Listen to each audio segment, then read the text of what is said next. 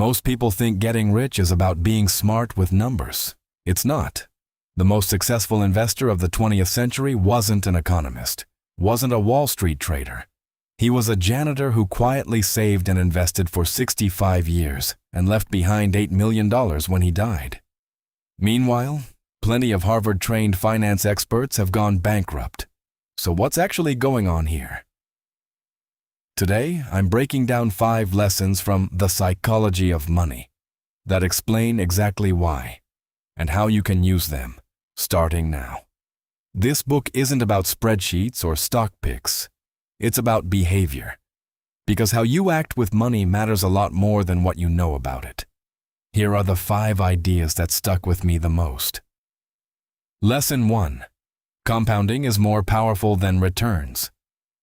Most people chase the highest return, but the real magic isn't the size of the return. It's how long you let it run. Here's a simple way to see it. If you invest $10,000 and get a 12% return for 10 years, you'll end up with around $31,000. But if you get a more modest 8% return and let it run for 30 years, you end up with over $100,000 from the exact same starting point. Time in the market does more heavy lifting than being clever ever will. The janitor I mentioned earlier didn't have a genius strategy. He just started early and never stopped. That's it. That's the whole secret. Lesson 2. Getting money and keeping money are 2 different skills. Getting money requires taking risks, being optimistic, putting yourself out there. Keeping money requires almost the opposite, humility, fear that what you've built could disappear, and living below your means.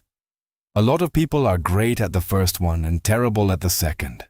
That's exactly why you see athletes and lottery winners go broke a few years after making millions. They were great at earning, but never learned the skill of protecting what they had. The goal isn't just to make money. It's to build a version of your financial life that can survive bad luck, bad decisions, and bad years. Because all 3 will happen eventually.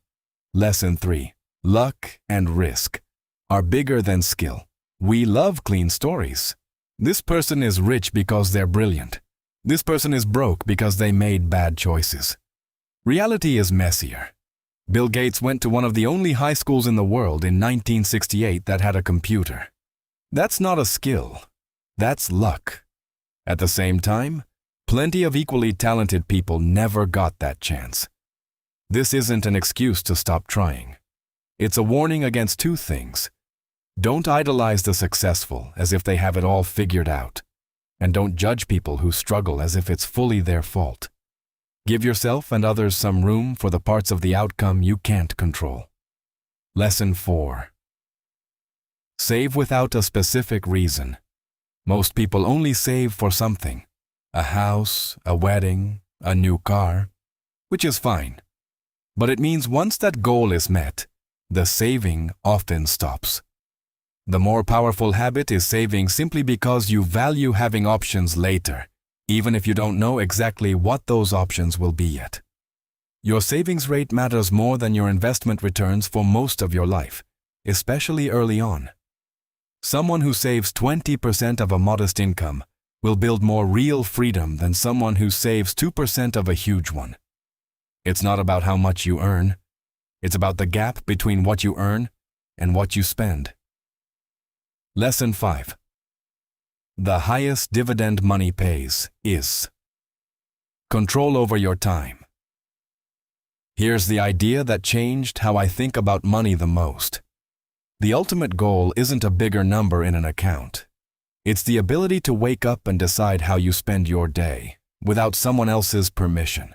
That could mean taking a day off without asking, switching careers without panicking, saying no to a job, a client, or a situation that drains you because you don't need the money badly enough to say yes. That flexibility, not a flashy lifestyle, is what real wealth buys you. Conclusion. None of these ideas require a finance degree. They just require patience, humility about what you can't control, and a habit of saving for the freedom it buys you, not just for a specific goal. If this kind of breakdown is useful, I'm going to be covering one money book like this every week. Subscribe if you want to keep learning alongside me.